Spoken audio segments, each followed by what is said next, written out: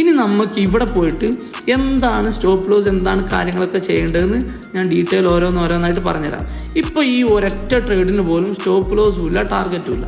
ഇപ്പോൾ നമ്മളുടെ ഈ ട്രേഡ്സുകളൊക്കെ ലോസ് ആയി കഴിഞ്ഞാൽ ഈ ട്രേഡ് അങ്ങനെ ലോസായി പോയിക്കൊണ്ടേയിരിക്കുകയാണ്. ഇപ്പോൾ ലോസാണ്, $1200 ലോസിലൂടെയാണ്.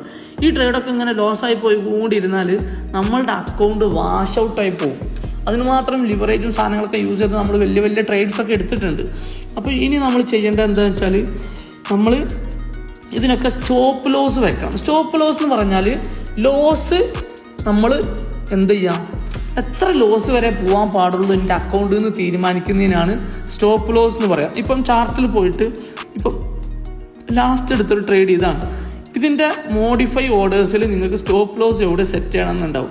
ഇപ്പോൾ 4782 ഇപ്പോഴത്തെ പ്രൈസ്. ഇത് എടുത്തത് ട്രേഡ് നോക്കൂ, 4783.30 ഈ ട്രേഡ് എടുത്തത്.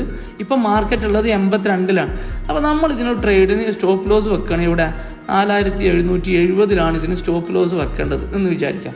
ഇത് പ്രോഫിറ്റ് ആവുകയാണെങ്കിൽ എവിടെ വന്നാൽ നമ്മൾ ഇനി ഈ 4780 ഈ മുകളിൽ 85, 70, 86 വന്നാലേ നമുക്ക് ഇതിൻ്റെ പ്രോഫിറ്റ് എടുക്കുള്ളൂ എന്നുള്ളത് കൊണ്ട് നമ്മൾ മോഡിഫൈ ചെയ്തിട്ട് ഇതിനെ 4786 വന്നാൽ നമ്മൾ പ്രോഫിറ്റ് കട്ട് ചെയ്യും. ഇനി അത് ഓട്ടോമാറ്റിക്, ഇനി അത് നമുക്കൊന്നും ചെയ്യേണ്ട ആവശ്യമില്ല.